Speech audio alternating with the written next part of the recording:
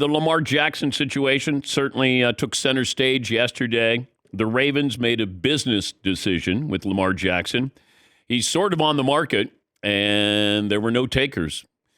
Well, when somebody says what's more surprising, that the Ravens didn't offer him a contract or they didn't give him the franchise tag, giving him the non-exclusive, which allowed him to go out on the market, or the fact that so many teams right after this happened said, we're not interested in Lamar Jackson.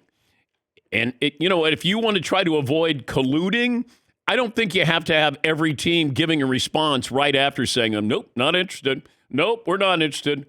It felt like there were 7 teams that need quarterbacks. Nope, not interested. Nope, not interested. That could kind of lead to colluding. Now, I know what the owners want to do. They want to reset the market because the Browns were stupid, giving Deshaun Watson a deal that he could not turn down. And that's what it was. Because Deshaun Watson said, I'm ruling out the Browns.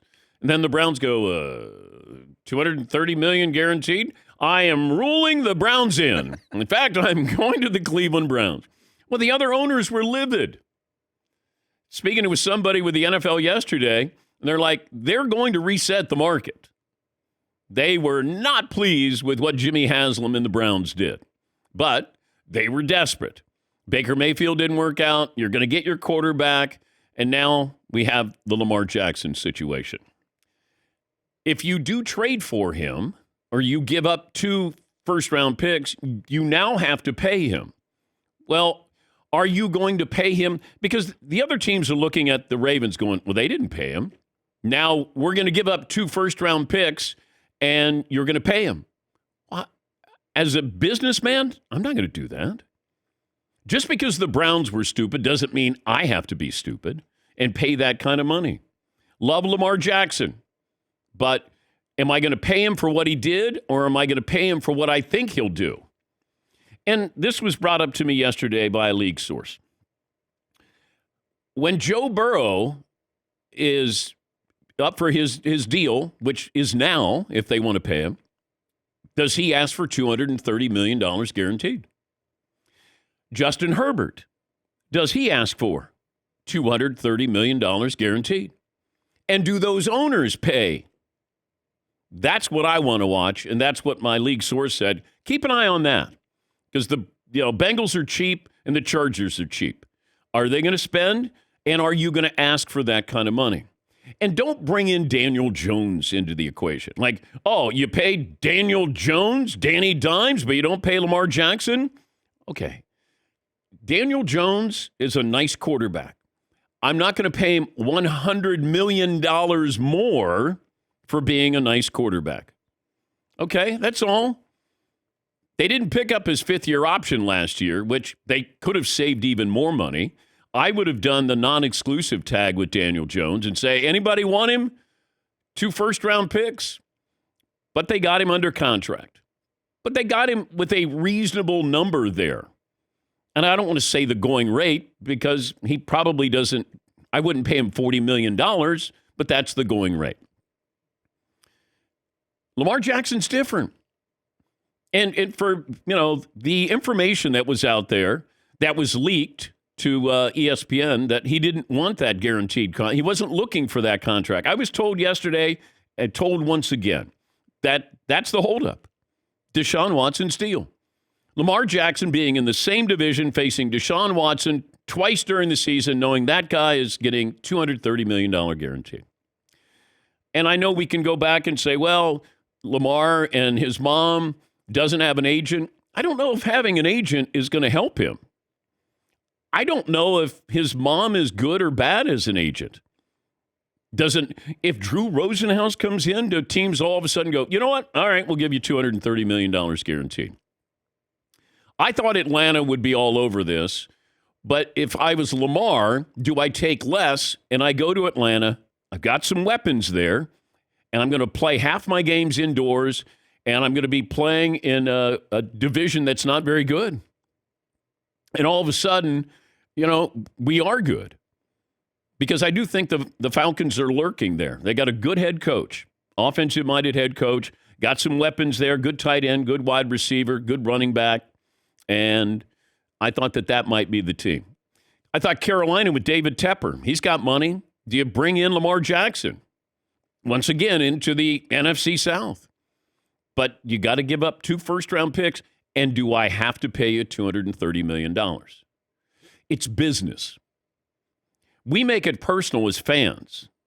The owners have to look at this as a business move. You're buying stocks. Buy low, sell high. You don't want to buy high and then sell low. How long can Lamar Jackson play at this level? Not a good playoff quarterback right now. They haven't surrounded him with great weapons. We've talked about that before. Probably does more for his team or asked to do more for his team than any other quarterback. Do you want to pay him that kind of money? And it felt like, we really like Lamar Jackson, but do you really love Lamar Jackson? And that was the feeling I was taking away from Baltimore.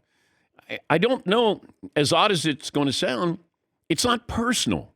It's going to feel that way, but we have to do this as a business. Do we want to tie up that kind of money for a guy who's had substandard seasons the last 2 years? And it's all about the timing. Daniel Jones played well. Giants made the playoffs. Now he's up. What are you going to pay him? They passed on a 5th-year option. So if you got to take Daniel Jones out of the equation. This is really just a Lamar Jackson deal situation, MVP, and he wants the same money as, if Deshaun Watson doesn't have that deal, then Baltimore's probably re-signed Lamar Jackson. Did Lamar overplay his hand? Could he have just said, you know what? How about we do something? Can we include bonuses in here? Can we do certain performance incentives here, clauses in here? Daniel Jones has that in his contract. I think he can make maybe $30 million more over this contract. Okay, prove it. But here we are with Lamar Jackson. Now, what if Lamar Jackson says, you know what? I'm going to sit this out. I'm going to go LaShawn McCoy on you. Remember when he did that with the Steelers? Now, it didn't work out that well, or Le'Veon Bell. It didn't work out that well. But he ended up going to the Jets after sitting out with the Steelers. But what if he does that? What if he just says, you know what? I'm going to sit this one out. Now, do you trade him? Can you trade him? Who's going to pay? What are they going to pay? So I don't know what Lamar does. I can't imagine you're too excited. Now you're going to show them what? You're going to have a great year and then they're going to pay you? I mean, you do have a Pro Bowl quarterback on your roster in Tyler Huntley. Pro Bowl activities quarterback. Yes. Gotta put that in the little hyphens or whatever. Yes. I get it, what Baltimore did. I like Lamar Jackson. I love watching him play, but it's a business decision. It's like Tua. Tua's a wonderful kid. Enjoyed meeting his parents at the Super Bowl. Played well. It's not personal, but I got to look at this bigger picture and go, is he my long-term quarterback? Do I want to pay him? And that would make me nervous. Mahomes, I said at the time when he signed the deal, that will be a bargain, and it will be. Are you going to have a bargain with Joe Burrow? You're going to have a bargain with Justin Herbert? Probably not. Yes, Eden. What's the level of guaranteed money you'd be comfortable with giving Lamar Jackson? I'd have to look around and see what's commensurate to some of these other quarterbacks. Like the Cardinals panicked and gave Kyler Murray that deal, and I never would have done that. Not early. That was 189.5. Yes. Guaranteed. And I have a problem with that. I think it's going to haunt the Cardinals. Russell Wilson's 165. I would probably be in that area for Lamar Jackson. Something, because that's what this is about. It's about the guarantee. And go back to when we first broke the story that Kirk Cousins was asking for everything completely guaranteed.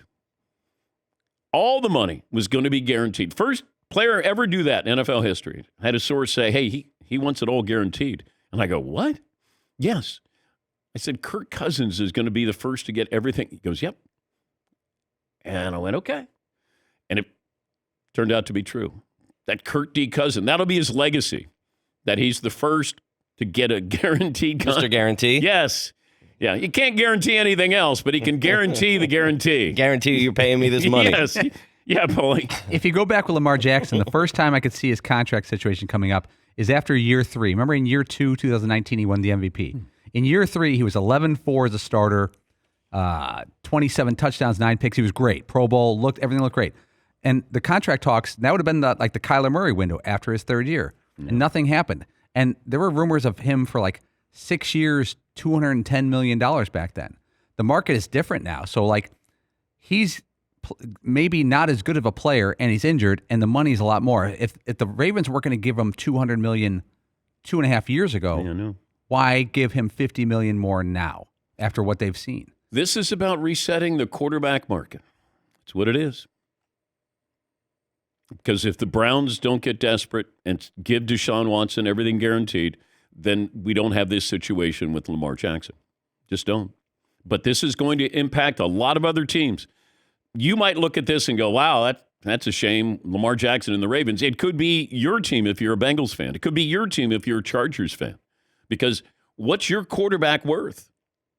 And if I put everybody on the open market and I said, who's going to get $230 million guaranteed?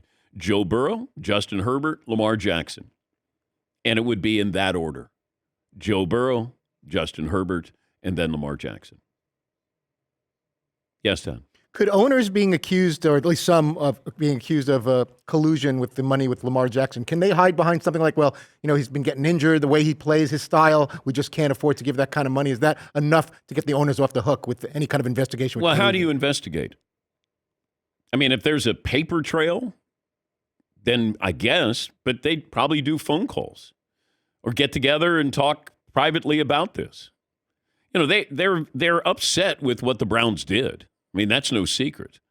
Now what do we do? Because it affects all of these owners. At some point, it's going to affect you in what you're going to pay your quarterback. Might not be now, might be later. But it did feel like collusion when it was like every team that needed a quarterback, nope, we're not interested in Lamar. Nope, we're not. I'm like, wow. Okay, could we stretch this out a little bit, like over the next couple of days?